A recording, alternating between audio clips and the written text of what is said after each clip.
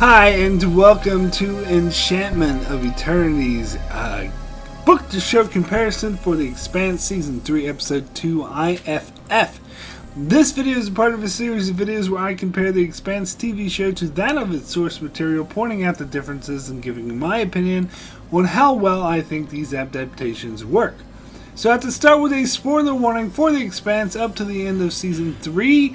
However, I will not spoil anything from beyond Season 3, so if you've watched the show and you have not yet read the books, don't worry, you are safe from future spoilers beyond Season 3. So our episode begins with a dream sequence of Prax and May happy on Ganymede together, similar to the one we got when Prax was first introduced. However, this time it's May who's dreaming, as she's woken up from cybersleep by Dr. Strickland, and he tells her to be brave while she just wants to see her daddy. But Strickland is really good at talking to children and making her feel comfortable, but once she leaves, his smile immediately vanishes. You see, it was all just an act.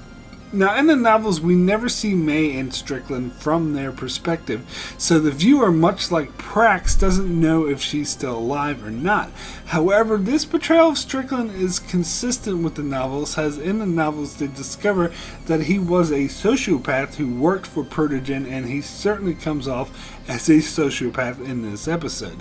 I think it's a fascinating concept to introduce May and Strickland's perspective in this part of the story that adds texture and flavor to the story, so I'm going to give this a +3. Next, we see a ship arriving on Io where Strickland is, and we see him walking up to greet Jules Pierre Mal while he's obviously desperate to appease his boss as he rehearses saying it's good to see you. But when Mal lands and gives him that greeting, Mal appears grumpy and only responds by saying there's nothing good about it.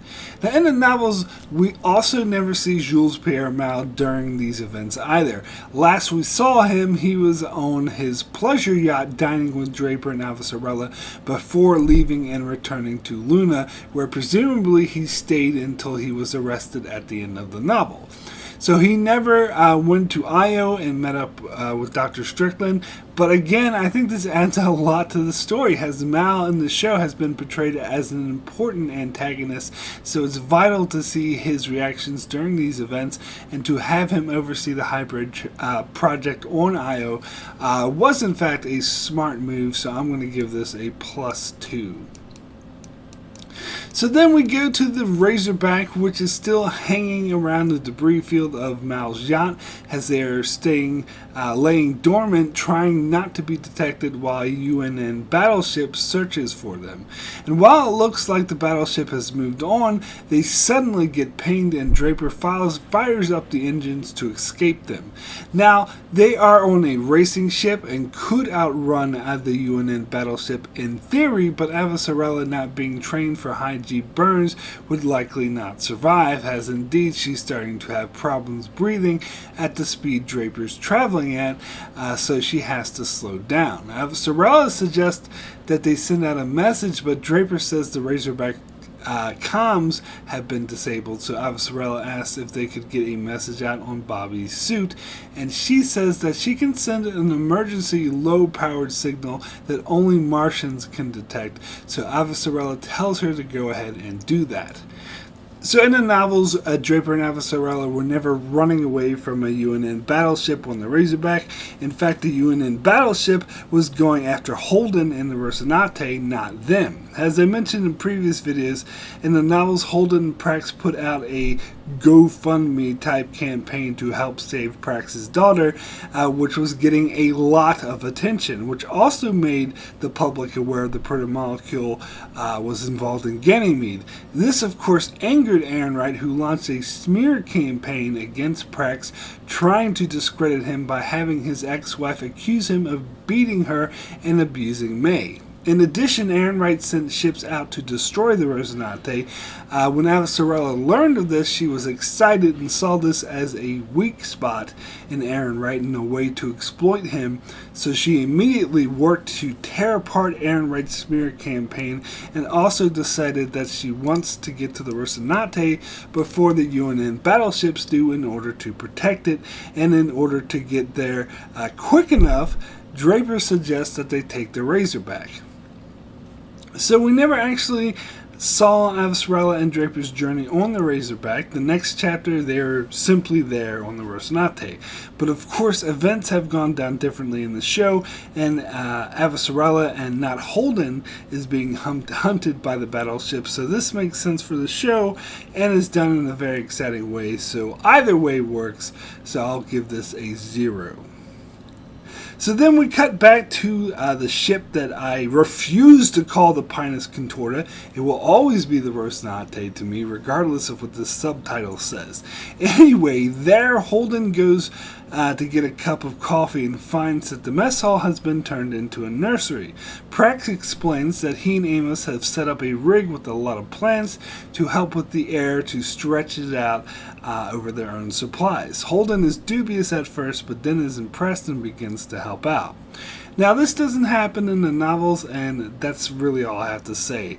There's no equivalent, nor do I find this scene particularly necessary or useful, so I'm going to give this a -1.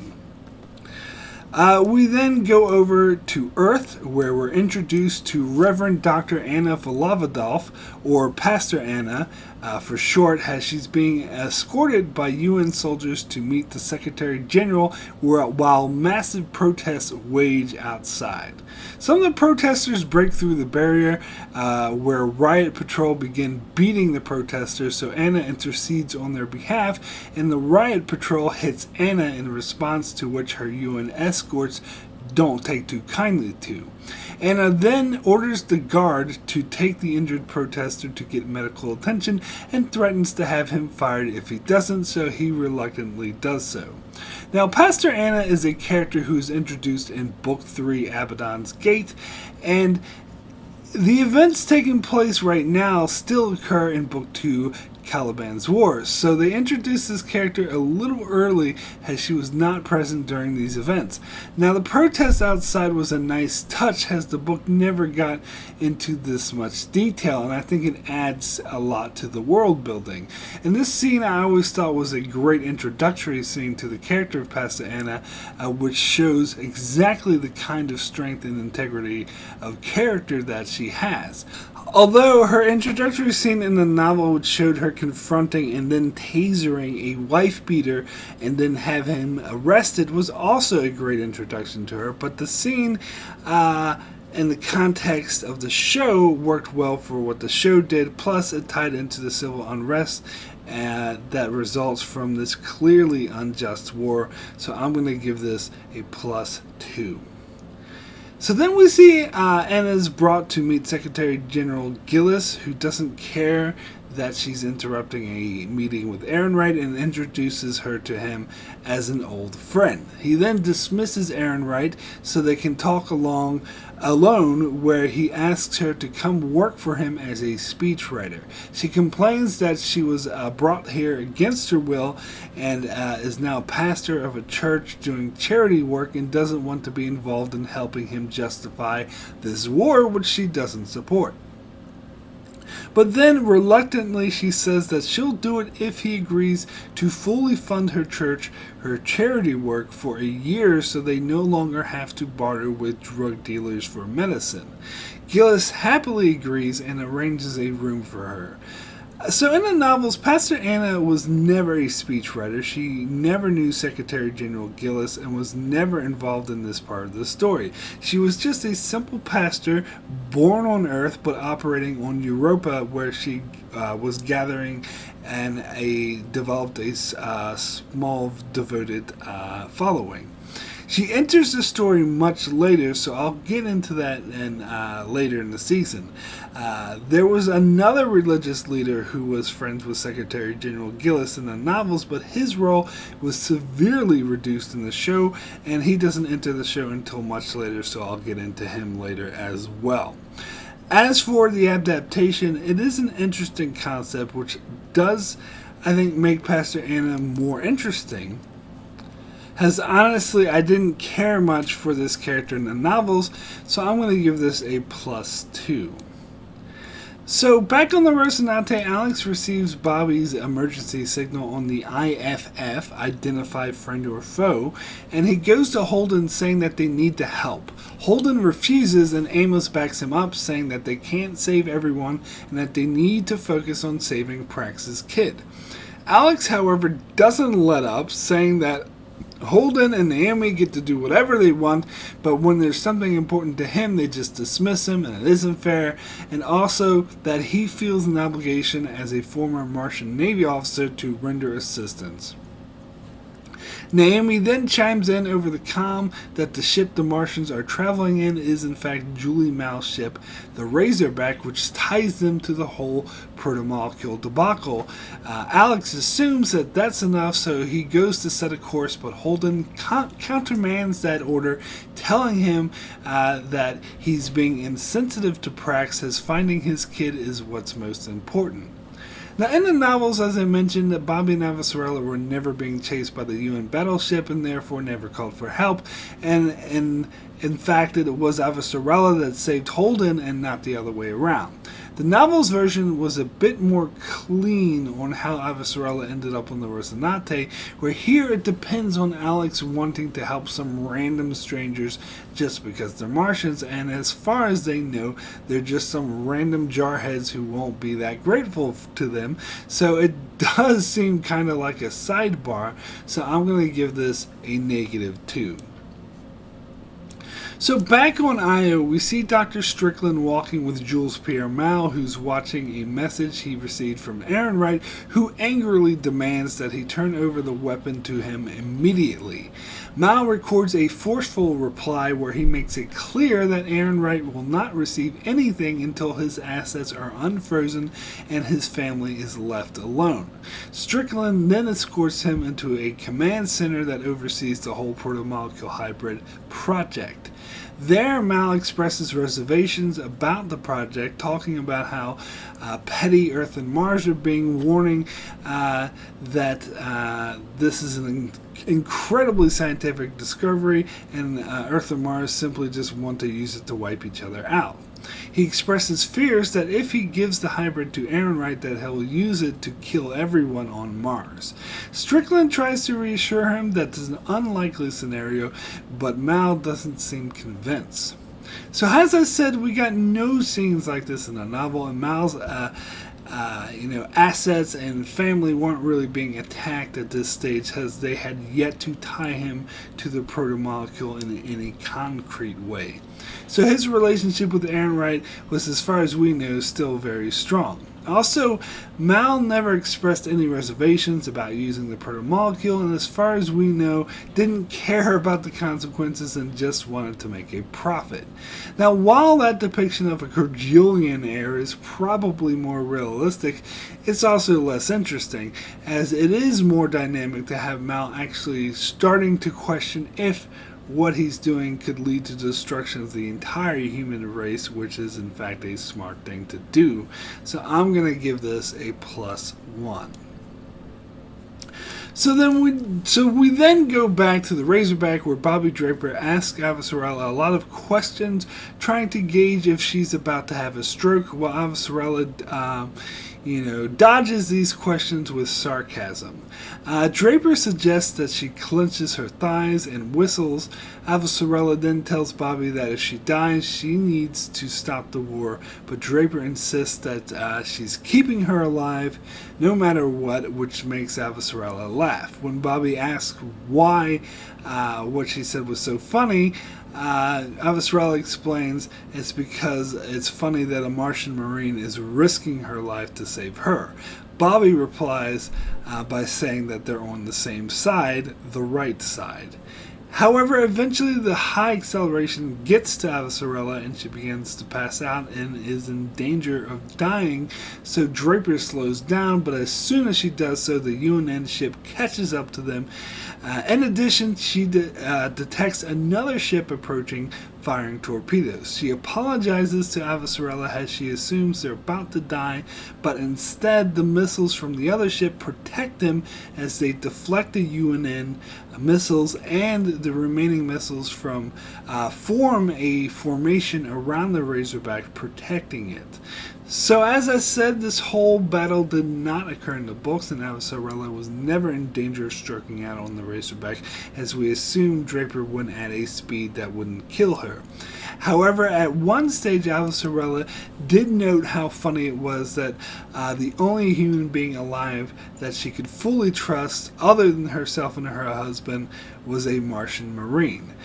This was a really intense scene that played off the scenario that the show set up of the Razorback being in danger, while building off of Avasarala and Bobby's relationship very nicely. So I'm going to give this a +2. So then we see that it was in fact the Rocinante that came to the Razorback's rescue as Alex praises Holden for his ballsy plan.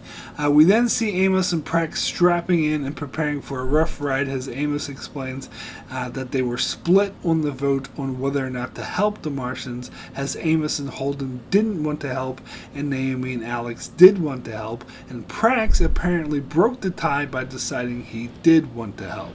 Here Amos questions him about it, saying that you can't save everyone and it's useless to try, but Prax says that he did it because he wanted to do the right thing, because they're going out of their way to help him, so he feels he needs to do no less to others. Now, in the novels, as I mentioned, the Rocinante never came to the Razorback's rescue. However, a similar situation arises where the Rocinante crew have to put something to a vote. As in the novels, after Fred Johnson fired them, Holden made a deal with the crew that they all are equal owners of the Rocinante and they all have equal shares in it, and they agree to let Holden captain it, but in important matters they put anything to a vote. Later, when Avasarala was on the Rocinante and there's a fleet of UNN ships coming to destroy them, Holden wants to release what they know about the conspiracy to acquire the protomolecule hybrids within the UN to the public. But Avasarala would rather they just send that information to a couple of key admirals in the UNN, such as Admiral Southern. And Holden elects to override her, but Amos reminds him that they're supposed to vote on matters like this, and they do, and he's overruled. Now, in the show, they never established that they're all equal owners and that there's this voting system, so really Holden could have just said, I'm the captain and that's the end of it. But I suppose he wanted to maintain harmony on the ship. However, I don't think this worked as well as it did in the books, so I'm going to give this a -2. Next, we go back to Earth, where we see Pastor Anna talking to her wife, No on a Skype-type video call, and she's very happy that the church will be funded for a year, but Anna has serious reservations about working for Esteban Gillis again. No tries to make her feel better and convince her that perhaps she can do some good, and eventually Anna capitulates. Nono then brings in their daughter, Nami, and Anna gets out a pillow and hugs and kisses the pillow and tells Nami that this is you, and then they say goodbye.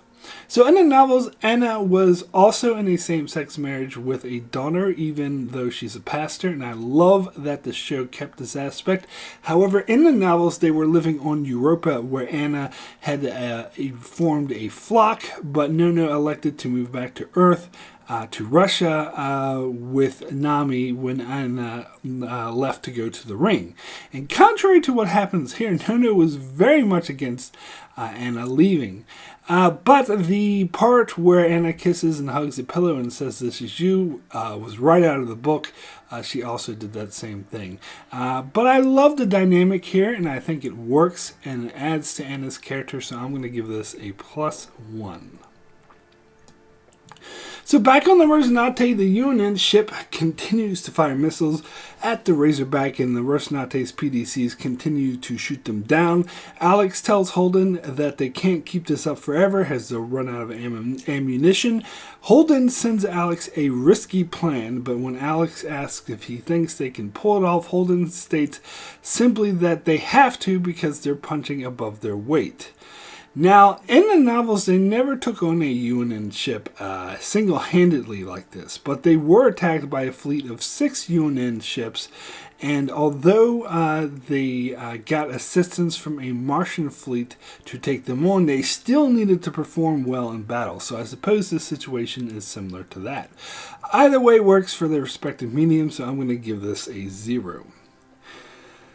So then we go back to Earth at a function where most of the officials are talking strategy while Anna is sitting by herself eating dinner until one of the younger officials comes over to talk to her. He shows her a speech from Gillis, which shows her standing in the background from years ago and says that it's required reading at diplomatic school and asks if she wrote it, and she replies simply by saying that she shares in the blame, clearly indicating that it's something that she regrets. Then Gillis and Ehrenreich come over and sit down by her, and Ehrenreich asks if she believes the incident with the Abergast was an act of God, and Anna implies that he's just mocking her, but he insists that there was no mockery intended, and she says that it's a reminder that there are things in the universe that are much bigger than they are.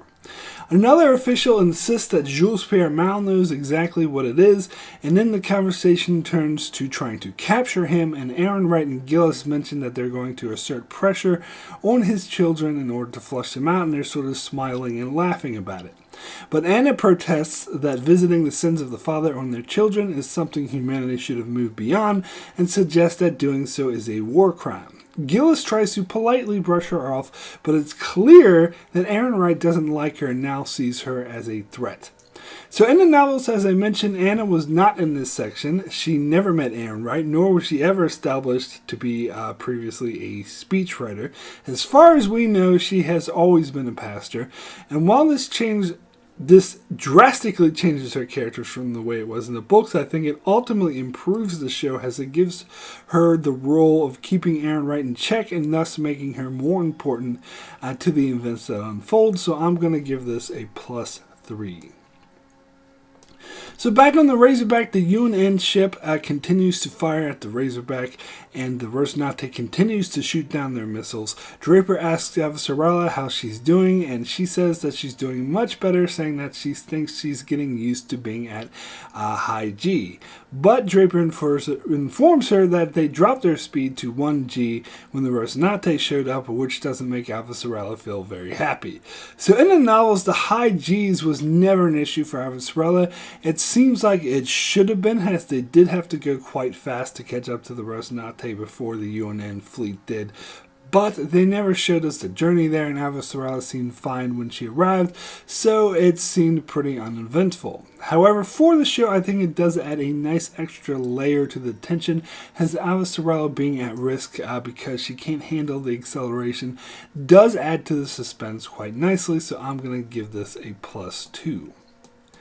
So then we go back to where Jules Pierre Mal tells Dr. Strickland that he wants to shut down the project as he fears the protomolecule hybrids cannot be controlled, but Strickland insists that they can in fact be controlled, and he shows him children like May, and he explains that due to their rare dysfunctions, it allows them to control the protomolecule.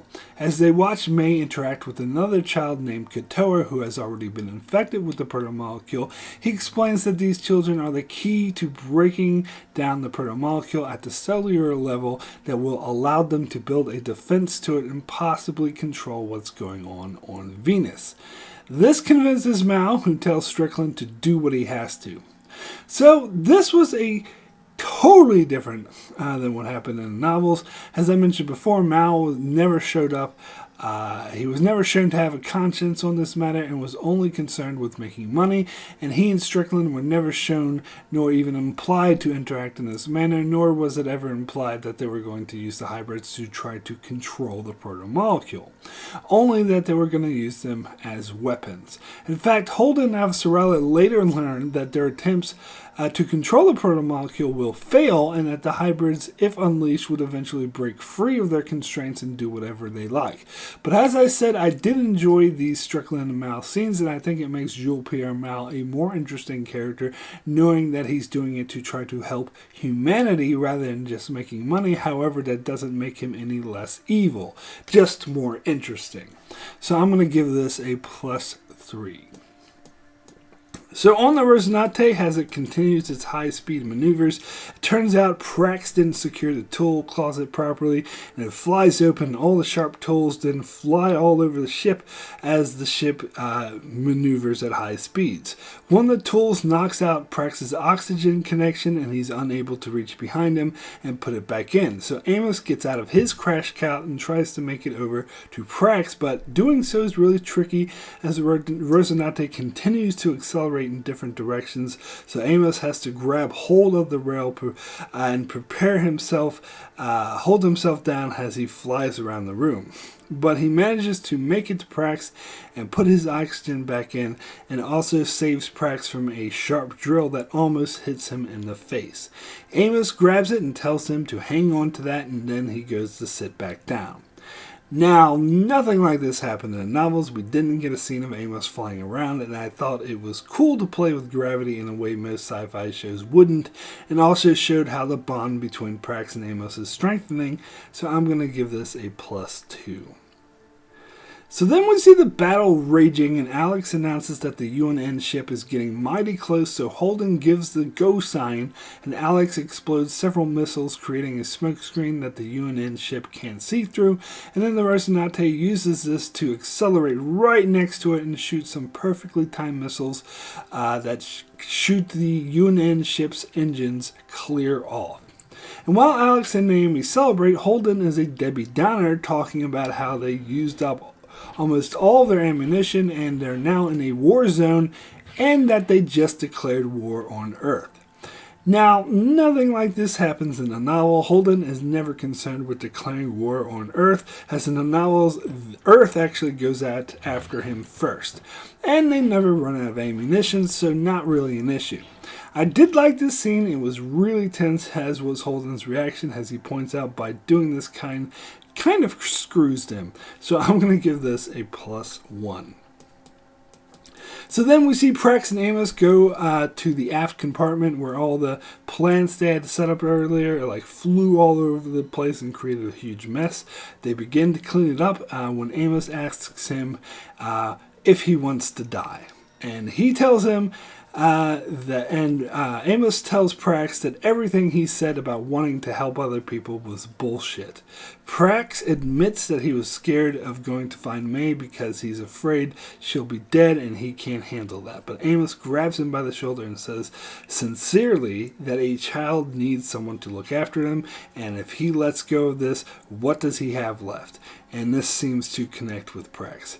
Now, although the specific scene wasn't in the novels, this portrayal is very true to the type of friendship that Amos and Prax had, where Amos sticks up for him and tells him the importance of taking care of his kid and helps him stay on track and gives him some optimism. So it's a pretty powerful scene, so I'm going to give this a +1. So we then get this beautifully shot scene of Bobby finding Avasarala in really bad shape and carrying her across the walkway to the Rosinante. And when Holden and the others open the door, they see Draper holding Avasarala, who's in very bad shape, and then she says, "Please help her." Alex and Amy move to help, but Holden recognizes Avasarala and is shocked and none too happy to see her, as it means they're getting involved in bigger things, which is what he was trying to avoid. Now, in the novels, I believe the Rocinante crew knew who was on board the Razorback when they went to dock with it, and Avasarala is fine and she's in good condition, as there was never a chase to the death. When she steps out, Draper doesn't let Avasarala board until Holden and Amos put their guns away, and when she does board, she begins barking orders at the Rocinante crew, telling them that they need to clean up and get ready to broadcast a newscast.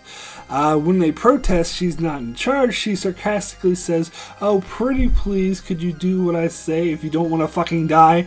But either way works for their respective mediums, as I thought this was a very effective scene for the situation they established in the show, so I'm going to give this a +1. So my final adaptation score for IFF is a +21. A pretty decent and inoffensive episode that turned up the suspense to a level that it wasn't in the novels, while shifting characters and situations around that were different but true to the novels, and that actually really worked for the show and moved the story forward in a nice and exciting way.